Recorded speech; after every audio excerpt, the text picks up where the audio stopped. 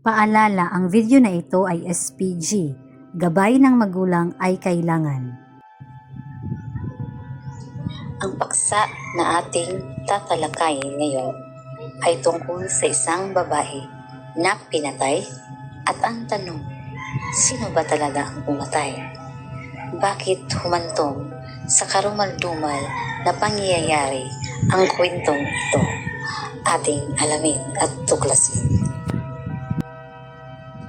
Ang kaso ni Christine Silawan ay isang napakasakit at komplikado na nag-iwan ng maraming haka-haka.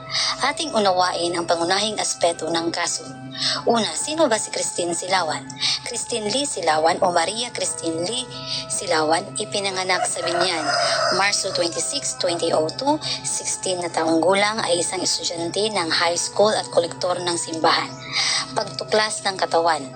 Ang kanyang katawan ay natagpuang patay sa isang bakanting lote sa Barangay Bangkal, Lapu-Lapu City, Cebu, noong March 11, 2019.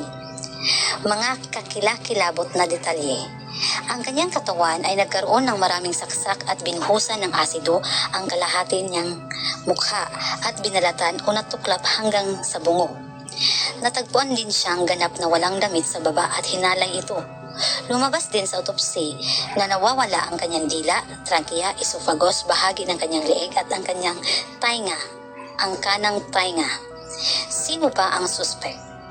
The ex-boyfriend of Christine Silawan, pinalanganan ng isang online news agency, si Jonas Martel Bueno, bilang pangunahing suspect sa brutal na pagpatay kay Christine Silawan noong March 10 sa Lapu-Lapu City, Cebu.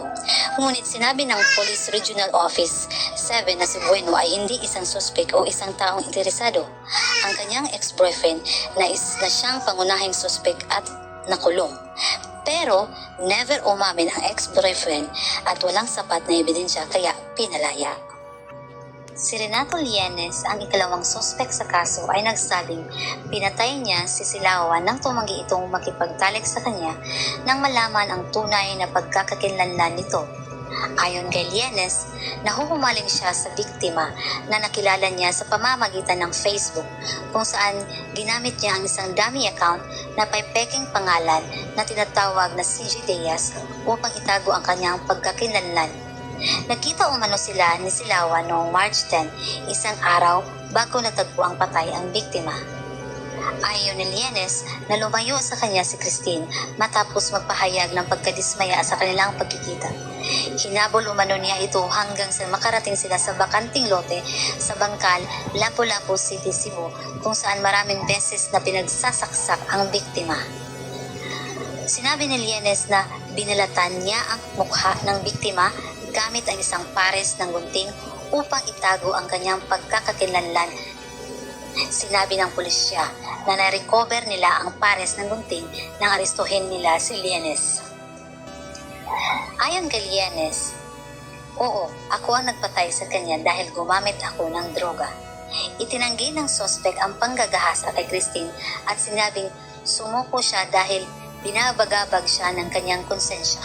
Unang kinasuhan si Lienes ng illegal possession of firearms at paglabag sa election gun ban. Sinabi ng abogado ng suspect na hindi pinilit ni Lienes na umamin sa krimen at tuluyan ng kinasuhan dahil sa pagpatay. Subalit, noong May 24, 2020, nagpakamatay ang suspect sa pamamagitan ng pagbitay sa kanyang sarili. So ang tanong ngayon, dahil namatay si Renato Lienes na ikalawang suspect na itinuturing na akusado, nakamit ba ng pamilya ni Christine Silawan ang hustisya sa kanyang pagkamatay? Sa aking pagre-research, meron mga nagsasabi na pinatay ng kulto si Christine Silawan.